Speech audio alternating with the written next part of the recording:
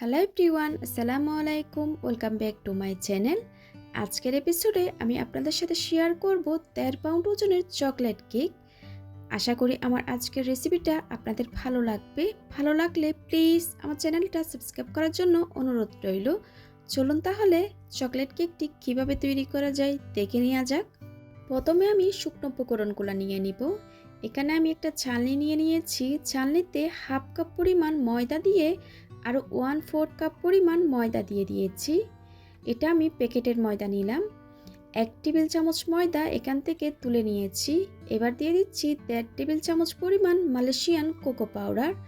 অবশ্যই কিন্তু ভালো ব্র্যান্ডের কোকো পাউডারটা ব্যবহার করবেন, এতে করে চকলেট কেকটা খেতে অনেক বেশি টেস্টি হয়। আরও দিয়ে দিয়েছি 1 চা চামচ পরিমাণ বেকিং পাউডার, 1/4 টিস্পুন পরিমাণ লবণ। এবার শুকনো উপকরণটা খুব ভালো মতো করে চেলে নিয়েছি। এবার একটা হ্যান্ড হুইস্কের সাহায্যে শুকনো উপকরণটা খুব ভালো মতো করে মিশিয়ে নিয়েছি। মিশিয়ে নেওয়ার পর এক সাইডে ঢেকে আমি শুকনো উপকরণটা রেখে দিলাম। অন্য একটা পাত্রে রুমের স্বাভাবিক তাপমাত্রায় 3টা ডিম নিয়ে নিয়েছি। কুসুম আর সাদা অংশটাকে আমি আলাদা করে নিয়েছি। এবার একটা ইলেকট্রিক বিটারের সাহায্যে মিডিয়াম স্পিডে আমি 10 থেকে 15 সেকেন্ড বিট করে নিব, অর্থাৎ ডিমটাকে আমি একটু ফ্লাফি করে নিব। ডিমটা যখন একটু ফ্লাফি হয়ে যাবে বিটারটা অফ করে এবার আমি চিনি দিয়ে দিচ্ছি, যেটা আমরা রেগুলার চিনি খাই। আর এখানে চিনি আছে 3/4 কাপ পরিমাণ।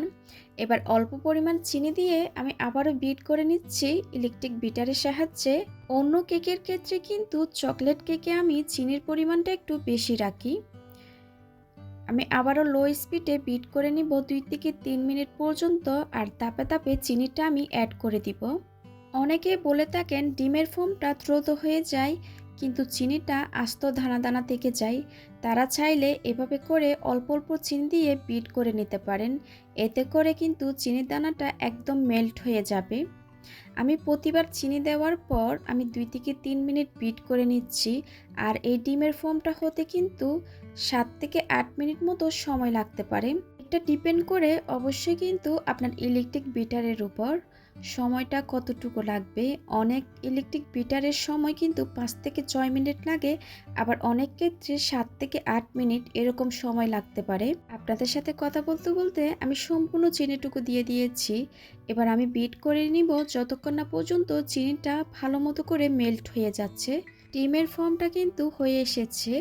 এই পর্যায়ে আমি বিটারটা অফ করে নিব। আমি কিন্তু চেক করে নিয়েছি চিনিটা ভালো মতো করে গলে গিয়েছে। এই পর্যায়ে এসে আমি ডিমের কুসুম দিয়ে দিব। 1 চা চামচ পরিমাণ ভ্যানিলা এসেন্স দিয়ে দিচ্ছি। আপনারা চাইলে চকলেট ইমালশন বা এসেন্স দিতে পারেন। আরও দিয়ে দিব রান্নার তেল 2 টেবিল চামচ পরিমাণ। তেলটা যদি না দেন তাহলে কেকটা খেতে কিন্তু ড্রাই মনে হয়। অনেকে কিন্তু স্পঞ্জ কেকে তেলটা ব্যবহার করে না। আমি কিন্তু সবসময় স্পঞ্জ কেকে তেলটা ব্যবহার করি।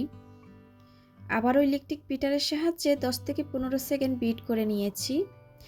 এবার আমি আগে থেকে চেলে রাখা শুকনো উপকরণগুলো দিয়ে দিব। অল্প পরিমাণ শুকনো উপকরণ দিয়ে একটা হ্যান্ড হুইস্কের সাহায্যে আলতো হাতে ফোল্ড করে করে মিশিয়ে নিচ্ছি। আমি কিন্তু খুব আস্তে আস্তে করে শুকনো উপকরণটা মেশাচ্ছি। তাড়াহুড়া করে মেশাতে গেলে ডিমের ফর্মটা বসে যাবে, তখন কেকের বেসটা কিন্তু একদমই ভালো হবে না। অনেকেই বলে থাকেন ওভেনে দেওয়ার পর কেকটা অনেক বেশি ফুলে গিয়ে আবার ঠান্ডা হয়ে যাওয়ার পর চুপসে যায়। এটা কিন্তু হতে পারে এরকম উল্টাপাল্টা করে যদি আপনি শুকনো উপকরণটা মেশান। আর সবসময় কিন্তু শুকনো উপকরণটা একদিক থেকে মেশাবেন ঘুরিয়ে ঘুরিয়ে। আপনি যদি উল্টাপাল্টা করে মেশান এতে করেও কেকটা অনেক বেশি ফুলে গিয়ে চুপসে যেতে পারে। আর আমি শুকনো উপকরণটা 2 থেকে 3 বার করে দিয়ে আমি ব্যাটারের সাথে মিশিয়ে নিব। শুকনো উপকরণটা খুব ভালো মতো করে মিশিয়ে নেওয়া হয়ে গেছে। এবার আমি একটা স্প্যাচুলার সাহায্যে আর একটু আলতো হাতে মিশিয়ে নিচ্ছি। ব্যাটারের ঘনত্ব কিন্তু ঠিক এরকমই হবে। এবার সম্পূর্ণ ব্যাটারটা আমি মোল্ডে ঢেলে নিব। মোল্ডে আমি একটা লিকালিকির কাগজ বিছিয়ে দিয়েছি। আগে থেকে ওভেনটা আমি 160 ডিগ্রিতে 10 মিনিটের জন্য প্রিহিট করে নিয়েছি। এবার আমি ব্যাটারটা ঢেলে একটু ট্যাপ করে ওভেনে দিয়ে দিব 25 থেকে 30 মিনিটের জন্য। 30 মিনিট পর কেকটা বেক হয়ে গেছে। আমি ওভেন থেকে বের করে ঠান্ডা করে নিয়েছি। দেখুন উপরে কিন্তু কোনো ধরনের ভেজা ভাব নাই কেকটা। আমি কিন্তু আপনাদের হাত দিয়ে দেখিয়ে দিয়েছি। অনেকে বলেন কেকের উপর ভেজা ভাব থাকে, আমার এই কেকে কিন্তু কোনো ধরনের ভেজা ভাব নাই। এবার কেকটাকে আমি একটু স্লাইস করে আপনাদেরকে দেখিয়ে দিচ্ছি। আমি এই কেকটা 3টা ভাগে স্লাইস করে নিব। আমি ব্রেড নাইফটা কিভাবে ধরেছি আপনারা একটু দেখে বুঝে নিতে হবে কিভাবে করা হচ্ছে কাজটা। মাশাআল্লাহ, কেকটা কিন্তু অনেক বেশি সফট হয়েছে, আপনারা দেখেই কিন্তু বুঝতে পারছেন। দেখুন কতটা সফট হয়েছে। এবার কেকটা আমি ফ্রস্টিং করে নিব। তার জন্য এখানে আমি একটা 10 ইঞ্চি বোর্ড নিয়ে নিলাম। বোর্ডে সামান্য পরিমাণ ক্রিম দিয়ে একটা প্যালেট নাইফ দিয়ে আমি ক্রিমটা চারিপাশে ছড়িয়ে দিব। এবার একটা কেকের স্লাইস বসিয়ে দিচ্ছি। এবার আমি সুগার সিরাপ হিসাবে দুধ ব্যবহার করব। আমি কিন্তু সব সময় দুধটাই ব্যবহার করি, চিনির পানিটা কিন্তু আমি কমই ব্যবহার করি। এখানে আমি হাফ কাপ পরিমাণ দুধের সাথে 3 টেবিল চামচ চিনি মিশিয়ে সুগার সিরাপটা তৈরি করে নিয়েছি। এবার একটা পাইপিং ব্যাগে কিছুটা ক্রিম ঢুকিয়ে আমি এভাবে করে আমি দিয়ে নিচ্ছি চারিপাশে। এতে করে চারিপাশে কিন্তু খুব ভালো মতো করে ক্রিমটা হবে। এক জায়গায় ক্রিমটা বেশি, অন্য জায়গায় ক্রিমটা কম, এরকম আর হবে না। এবার প্যালেট নাইফের সাহায্যে ক্রিমটাকে আমি চারিপাশে ছড়িয়ে দিব। যারা নতুন কাজ করছেন তারা চাইলে এভাবে করে ক্রিমটা দিয়ে নিতে পারেন। এবার আমি দ্বিতীয় লেয়ারটা বসিয়ে দিব। আবারও আমি সুগার সিরাপটা ব্রাশ করে দিচ্ছি। যারা আমার চ্যানেলে নতুন এসেছেন প্লিজ আমার চ্যানেলটা সাবস্ক্রাইব করার জন্য অনুরোধ রইল। সাথে থাকা বেল আইকনটি ক্লিক করবেন। এতে করে আমি কোনো রেসিপি আপলোড করলে আপনারা সাথে সাথে নোটিফিকেশন পেয়ে সবার আগে রেসিপিটি দেখে নিতে পারবেন। আমি আবারও পাইপিং ব্যাগের সাহায্যে ক্রিমটা দিয়ে নিব। আর আপনারা যদি এই ক্রিমের রেসিপিটা দেখতে চান, আমার চ্যানেলে কিন্তু ক্রিমের রেসিপিটা দেওয়া আছে, চাইলে ওইখান থেকে দেখে নিতে পারেন। প্যালেট নাইফের সাহায্যে ক্রিমটা ভালো মতো করে চারিপাশে ছড়িয়ে দেওয়ার পর এবার তৃতীয় লেয়ারটা বসিয়ে দিব। একটু চেপে দিব যাতে করে কেকটা নড়ে চড়ে না যায়। আবারও আমি খুব ভালো মতো করে সুগার সিরাপ দিয়ে নিচ্ছি।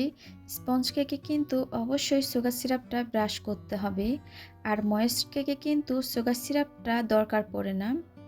আমি এবার কেকটাকে খুব ভালো মতো করে ক্রাম কোটিং করে নিচ্ছি। কেকটা বেক হয়ে যাওয়ার পর ওভেন থেকে বের করে একটা র্যাপিং পেপার দিয়ে মুড়িয়ে রেখে দিবেন। আপনারা যদি খোলা রেখে দেন তাহলে কেকটা ড্রাই হয়ে যাবে। আমি কিন্তু সব সময় কেকটা বেক হয়ে যাওয়ার পর একটা র্যাপিং পেপার দিয়ে মুড়িয়ে রেখে দিই। এরকম ছোট ছোট টিপসগুলো কিন্তু অবশ্যই মনে রাখতে হবে। কেকটা খুব ভালো মতো করে ক্রাম কোটিং করে নিয়েছি। এবার ক্রিমটা সেট হওয়ার জন্য ফ্রিজে রেখে দিয়েছি আধা ঘন্টার জন্য। আপনাদের হাতের কাছে যদি কম সময় থাকে 15 মিনিট পর্যন্ত রেখে দিতে পারেন। এবার কেকটাকে আমি ফ্রিজ থেকে বের করে আবারও আমি ক্রিম দিয়ে নিচ্ছি। আমি ফ্রিজে 30 মিনিট মতো রেখে দিয়েছিলাম। আমি একটা পাইপিং ব্যাগের সাহায্যে নোজেল দিয়ে আমি ক্রিমটা দিয়ে নিব। এটা একটা বাস্কেট নোজেল। আপনারা চাইলে প্যালেট নাইফের সাহায্যে ক্রিমটা এমনি দিয়ে দিতে পারেন। আমার চ্যানেলে কিন্তু অনেকগুলা কেকের রেসিপি আর ক্রিম কিভাবে কেকের উপর সেট করবেন ওইরকম রেসিপি দেওয়া আছে, চাইলে ওইখান থেকে দেখে নিতে পারেন। এবার একটা প্যালেট নাইফের সাহায্যে আমি কেকের গায়ে কিন্তু ক্রিমটা সেট করে দিচ্ছি। আপনারা কিন্তু একটু স্ক্রিনে দেখে বুঝে নিন কাজটা কিভাবে করা হচ্ছে। সাইডে যখন খুব ভালো মতো করে ক্রিমটা দিয়ে নেওয়া হয়েছে, এবার আমি উপরেও আমি স্মুথ করে নিচ্ছি। এবার কেকটাকে স্মুথ একটা ফিনিশিং দেওয়ার জন্য আমি এরকম একটা স্ক্রাবার নিয়েছি। আমি ট্রায়াঙ্গেল করে স্ক্রাবারটা ধরে কেকের সাইডে আমি ফিনিশিংটা স্মুথ করে নিব। কেকের সাইডে স্মুথ একটা ফিনিশিং চলে আসলে আমি প্যালেট নাইফের সাহায্যে উপরেও আমি স্মুথ করে নিচ্ছি যতটা সম্ভব। এটা কিন্তু একদিনে হবে না, বারবার কাজ করলে কিন্তু এটা চলে আসবে। আমার কিন্তু প্রত্যেকটা দিনই কেকের অর্ডার থাকে, এজন্য কিন্তু আমি এমনিতে করে নিতে পারি। এবার কেকটা আমি খুব ভালো মতো করে ঠান্ডা করে নিয়েছি। তারপরে আমি চকলেট গানাশটা দিয়ে নিব। চকলেট গানাশটা কিন্তু ঠান্ডা, আর কেকটাও কিন্তু অবশ্যই ঠান্ডা হতে হবে। আমি চকলেট গানাশটা মেল্ট করে আমি ফ্রিজে রাখি নাই, এমনি আমি নর্মালে রেখে ঠান্ডা করে নিয়েছি। আর এই চকলেট গানাশের রেসিপি কিন্তু অলরেডি আমার চ্যানেলে দেওয়া আছে, চাইলে ওইখান থেকে দেখে নিতে পারেন কিভাবে চকলেট গানাশটা তৈরি করবেন। এবার যেই জায়গায় কিন্তু চকলেট গানাশটা ড্রপটা কম হয়েছে আমি ওই জায়গায় চামচের সাহায্যে দিয়ে নিব। আবারও আমি চকলেট গানাশটা সেট হওয়ার জন্য ফ্রিজে রেখে দিয়েছিলাম। এবার ফ্রিজ থেকে কেকটা বের করে আবারও আমি সাইডে একটা নজেল সাহায্যে আমি ফুল তৈরি করে নিচ্ছি। এটা একটা 1M নজেল। আপনারা যদি চকলেট গানাশটা দেওয়ার পর সাথে সাথে কাজ করেন তাহলে ক্রিমের সাথে চকলেট গানাশটা উঠে আসবে। এবার কিছু স্প্রিঙ্কল দিয়ে আর চকলেট দিয়ে আমি কেক ডেকোরেশনটা কমপ্লিট করে নিব। আশা করি আমার আজকের রেসিপিটা আপনাদের ভালো লেগেছে। ভালো লাগলে প্লিজ আমার চ্যানেলটা সাবস্ক্রাইব করার জন্য অনুরোধ রইল। আজকের মতো বিদায় নিচ্ছি। সবাই খুব ভালো থাকবেন। আল্লাহ হাফেজ।